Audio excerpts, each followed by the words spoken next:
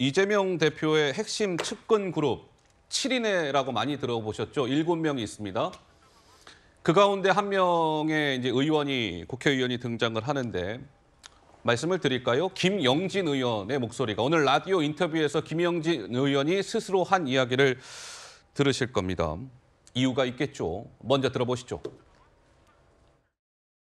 정부 여당과 검찰, 장해찬 청년 최고위원의 부당거래에 의해서 얘기되고 있는 게 아닌가. 전혀 그런 사실이 없기 때문에 일고의 가치도 없기 때문에 사실 답변하지 않았던 겁니다. 장해찬 최고위원은 마치 물어보는 듯이 제 이름을 거명을 했는데 그런 방식은 가장 나쁜 형태의 선동입니다. 이준석 흉내를 내려고 하는데 내용도 철학도 스토리도 없고 아무런 감흥도 없는 청년 최고위원의 행태가 국민의힘의 청년 정치에 아마 몰락을 가져올 것이다. 한 번 더 특정한 이름을 거명해서 허위사실을 유포하고 선동의 과정으로 간다면 단호하게 대응할 입장입니다.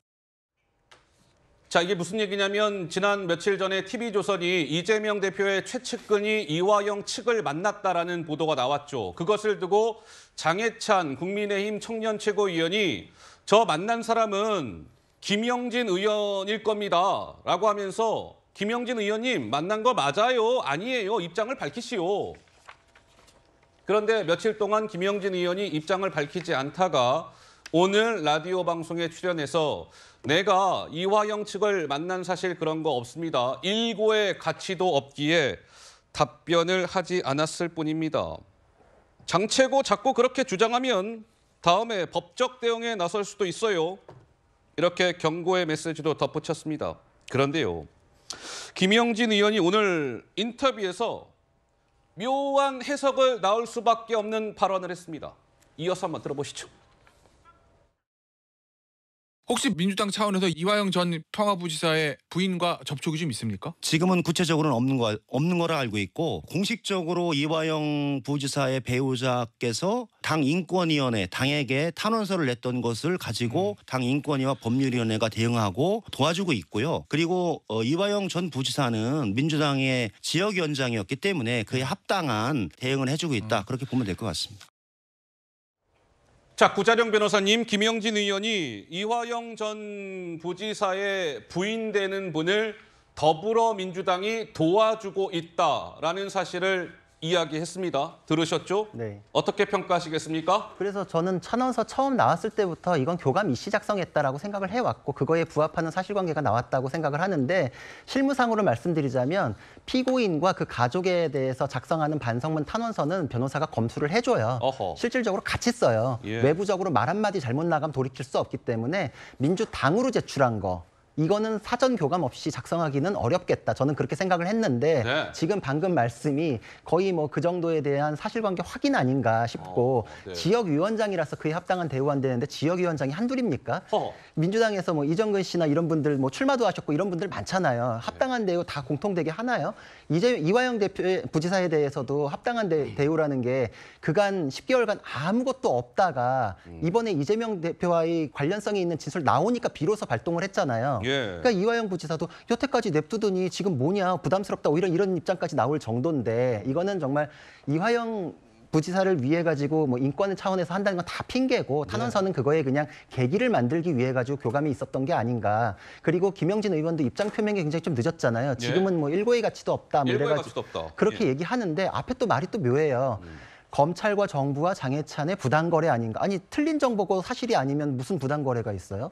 틀린 정보를 가지고 부당거래할 것이 무엇이 있느냐. 부당거래면 앞뒤가 안 맞는다. 뭐 그렇죠, 이런 식인가요? 그렇죠. 맞는 정보가 셌어야지 부당거래란 말도 나올 텐데 뒤에 얘기는 사실 탄원서 작성 경위가 어느 정도 확인되는 면이 있고 앞에 얘기도 좀 납득하기 어렵고 그래서 정말 그 이화영 씨 부인과 민주당 사이에 접촉이 있기 때문에 이게 어느 정도까지 확인되고 한 얘기일까를 수를 한번 이렇게 역으로 계산해 보고서 발언을 시작하신 게 아닌가 저는 그런 의심이 듭니다. 예, 조 의원님.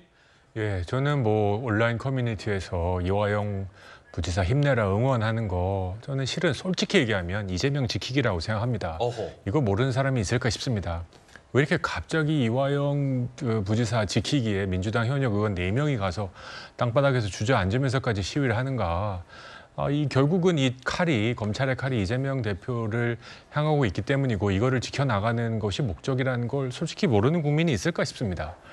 지금 민주당 하는 형태를 보면 칼은 오로지 윤석열에게 가고 방패는 오로지 이재명에게 간다. 그러니까 윤석열 대통령 패는데 모든 걸 지금 쓰고 또 이재명 대표 지키기에 모든 노력을 쓰는데 결국 정치는 국민을 위해서 하는 건데 국민들은 간데 없고 칼은 윤석열 대통령에게 방패는 이재명. 그 이화영 부지사가 왜 중요해졌나?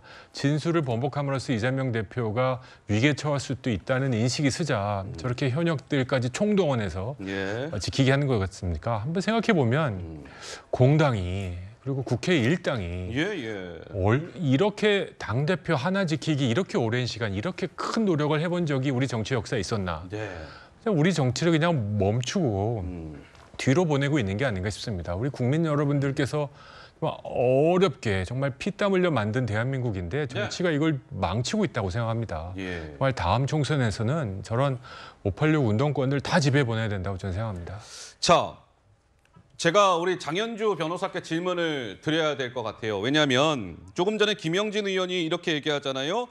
이화영 전 부지사의 배우자분 이분과 관련해서 탄원서도 냈고 했기 때문에 더불어민주당의 인권위원회와 법률위원회가 대응하고 도와주고 있다. 우리 장현주 변호사께서 더불어민주당 법률위원회 부위원장을 맡고 계시기 때문에 부인분한테 뭐 어떤 도움을 지금 주고 있는 것이고 우리 장현주 변호사님도 직접적인 뭔가 도움 같은 걸 주고 계십니까? 어떻습니까?